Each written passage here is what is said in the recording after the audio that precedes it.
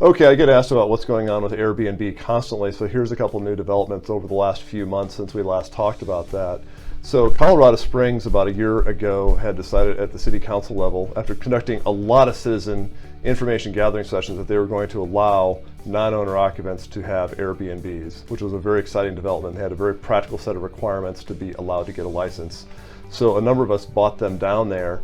And about a month or so ago, City Council changed their mind. They're not going to allow that anymore. So if you've got an Airbnb permit, you're allowed to keep it, but you're not going to be able to get one going forward. So for those lucky guys who did get in place, it's going to be a really good situation for them. Most of Denver Metro is either in a state of Denver County, where non-owner occupants are not allowed to do Airbnb. There's a few other ones that are like that, Aurora being a very major one, or the cities just have not ruled on it. So examples of that would be like Arvada, Centennial, and I believe Westminster and Thornton.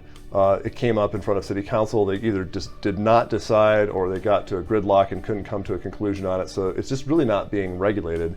So it's a very confusing situation where the City Council haven't said that you can do it, but they haven't said that you can't do it. So it's difficult for an investor thinking about making a pretty big investment decision to like say, well, I'm going to go buy one in Littleton, and maybe next year is a different city council and they change their mind.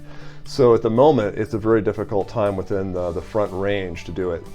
The mountain communities have always been pretty engaged on short-term rentals. It kind of makes the whole ski industry work. There has been some regulation on the Summit County saying you need to get a permit, but they're all very common sense things that are easy to comply with. So we think that the Airbnb environment in the mountain communities will probably be unchanged for quite a while here. If you're curious about Airbnb, we do a couple classes on that. You're welcome to come or bring your clients.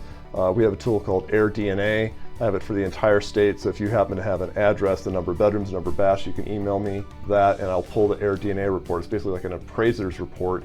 It'll show you your property, all of the properties around you that have basically the same parameters. In the last 12 months, what Airbnb revenue did they collect? How many nights were they rented, what they get per night, and occupancy. So if you need that, let us know and we'll help you out with that.